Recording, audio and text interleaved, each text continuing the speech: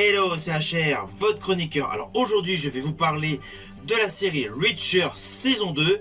Bien évidemment, j'ai terminé la série, il faut que je vous en parle. Let's go!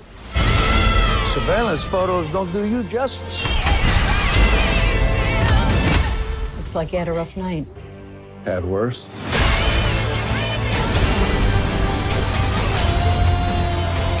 Alors à la suite des 5 premiers épisodes, j'avais effectué une vidéo, une chronique avec une grande analyse concernant donc cette série Reacher, qui fait suite donc à de grands films avec Tom Cruise et bien évidemment à de nombreux ouvrages avec pour personnage principal Jack Reacher. Là, il y a quelques jours, je viens de terminer les derniers épisodes. Alors je vous le dis d'entrée de jeu, la série est toujours dans le même sens que les 5 premiers épisodes. Il y a beaucoup d'action, il y a beaucoup de rebondissements.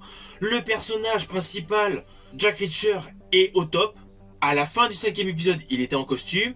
Pour la suite, forcément, il l'enlève pour distribuer pleinement des bourre-pifs. Damn, Reacher. When we were kids, we just wrote our names in it. Why'd you gotta hit him so hard? Alors ne vous inquiétez pas, je ne vais pas vous spoiler sur les lignes scénaristiques des derniers épisodes. Je préciserai juste une scène que j'ai particulièrement aimée à la fin de cette vidéo. Alors l'histoire avance, elle suit son cours, on avance donc dans le déroulé de l'histoire par rapport à la détermination de Jack Reacher. Les plans séquences avec Robert Patrick sont beaucoup plus importants. Il y a de nombreuses scènes où on ne s'y attend pas, comme notamment celle où Robert Patrick tient dans un réceptacle, donc avec du liquide, un œil. Alors, ça peut paraître gore sur le coup, mais c'est tout à fait logique par rapport aux lignes scénaristiques. Alors on va pas se mentir, le gros succès de cette série, c'est la performance d'Alan Ritchson. Il est impeccable. À sa performance qui est impeccable pour ce registre cinématographique ou de série, s'associent bien évidemment les romans de Lee Child. Roman qui était bien adapté dans les 2 opus avec Tom Cruise, mais là le fait de l'avoir mis en format série, cela permet une totale immersion pour le spectateur dans l'écran. You've been carjacked, right? Don't turn around. This won't take long. C'est une partie de ce qui a permis à cette série d'avoir un énorme succès sur Prime Video. Alors oui, elle a bénéficié d'un énorme bouche à oreille, les critiques ont été légion à être favorables, et d'ailleurs de mémoire, la première saison a vu 94% de positifs sur Rotten Tomatoes. Alors oui, certains pourraient dire que la série est largement émaillée de scènes punchy, de scènes d'action et de gunfight. Mais pour ce type de produit, série télévisée, c'est ce que attendent tous les aficionados du genre comme moi. He's a boss and bosses give orders.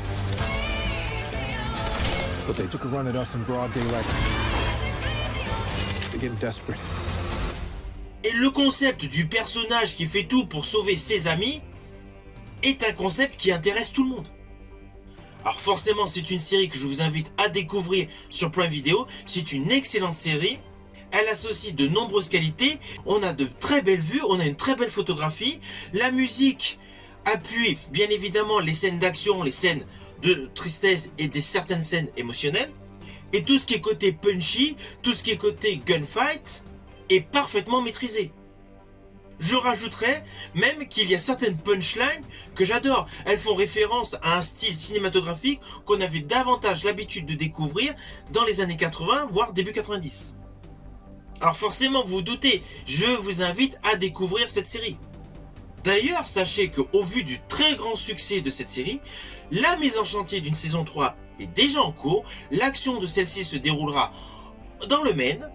Elle relatera sur le petit écran le 7e opus de la saga de Lee Child, ayant pour titre Persuaders. Alors attention à ce que je vais dire, c'est un spoil, mais je ne vais pas aller trop loin sur les détails scénaristiques, c'est plus sur un plan visuel. Nous avons donc une scène qui se déroule dans un avion cargo, celui-ci est ouvert donc en altitude, et Jack Reacher donc est basculé de cet avion et il s'accroche.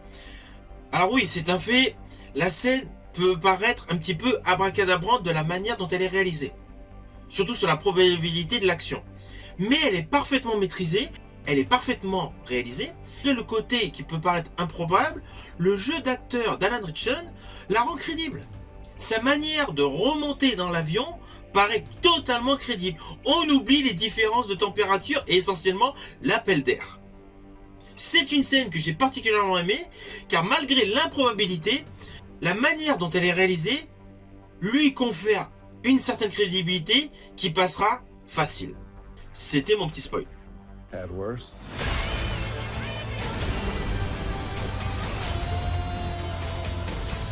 Need a new jacket.